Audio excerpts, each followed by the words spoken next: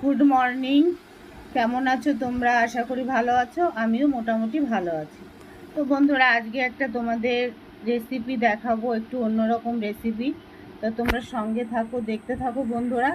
তো এটা আমুদি মাছ, আর এখানে আছে ছোট করে একটু পাতলা করে কেটে রাখা আলু। আর বন্ধুরা, এই শাকটা তোমরা চিনতে পারছো কিনা দেখো, এটা হেলেঞ্চা শাক। তো তোমরা ভাবছো যে হেলেঞ্চা শাক দিয়ে কিভাবে রান্না হবে। তো হ্যাঁ বন্ধুরা, হেলেঞ্চা শাক দিয়ে চুনো মাছের ঝোল কিন্তু অনেক ভালো লাগে। তো আমি আমুদি মাছটা দিয়ে করব। তো এটা আমি অনেক দিন পরে করছি, অনেক বছর পরে করছি। এটা আমার মা করতো, খুব ভালো লাগতো খেতে, গরম ভাতের সঙ্গে একদম দারুণ লাগতো খেতে।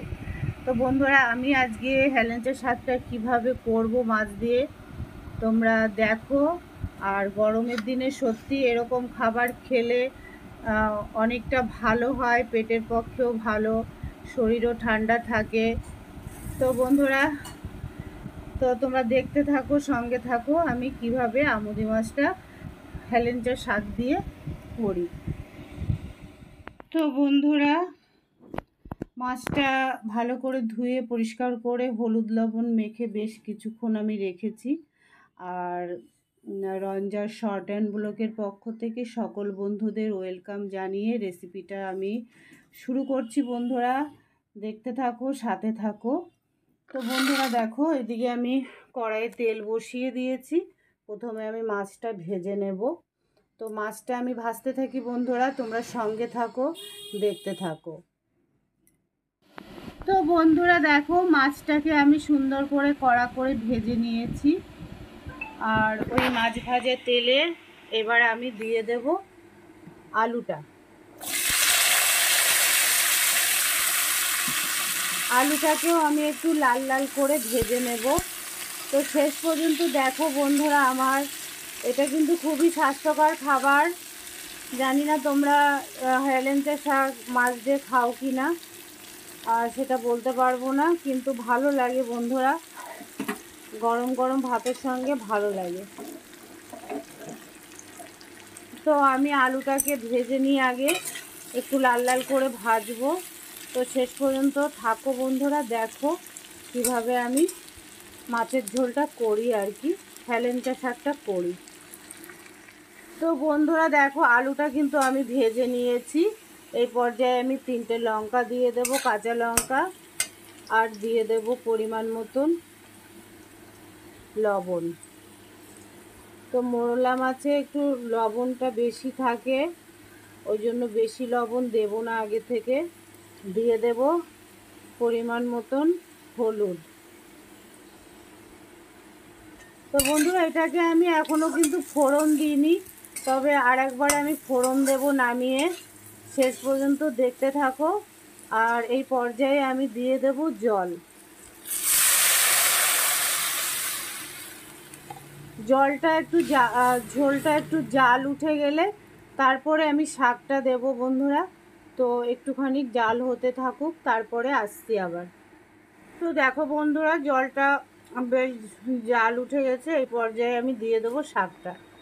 শাকটা দিয়ে বন্ধুরা আমি 2-4 মিনিট ঢাকা দিয়ে দেবো। তো বন্ধুরা দেখো, আমি 3-4 মিনিট পরে ফিরে এলাম। শাকটা কিন্তু একদমই গলে গেছে।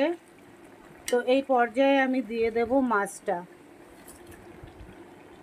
তো বন্ধুরা, মাছটা দিয়েও আমি 1 মিনিটের জন্য ঢাকা দেব।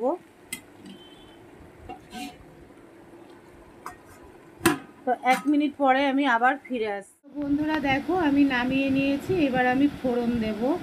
তো দেখো, সবই গলে গেছে, আমি একটু দেখিয়ে দিচ্ছি, দেখো সব গলে গেছে। আর এবার আমার ফোড়ন দিলেই হয়ে যাবে। ফোড়নটা দিয়ে নেব এবার। এবার তেল বসিয়ে দিয়েছি কড়াইয়ে, দেখো তেলটা গরম হয়নি মনে হচ্ছে।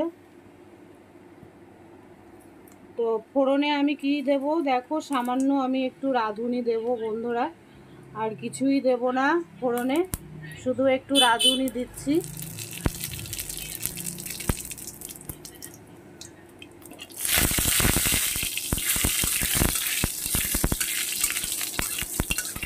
সত্যি কথা বলতে এত সুন্দর লাগে এটা গরম ভাতের সাথে, খুবই ভালো লাগে। ফোড়নটা আমার ভাজি হয়ে গেছে, এ পর্যায়ে আমি দিয়ে দেব সবজি।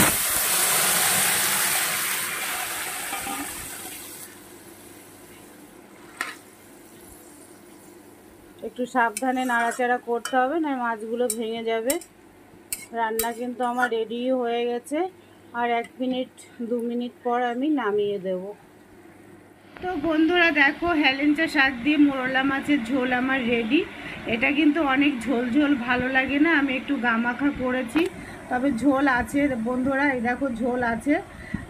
তো এইভাবে খুবই ভালো লাগে গরম ভাতের সঙ্গে। একটা স্বাস্থ্যকর রেসিপি তোমাদের সঙ্গে শেয়ার করলাম।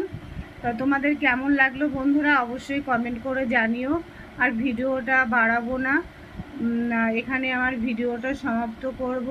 শুভ দুপুর বন্ধুরা, রাধে রাধে, ভালো থেকো, সুস্থ থেকো, বাই, টাটা।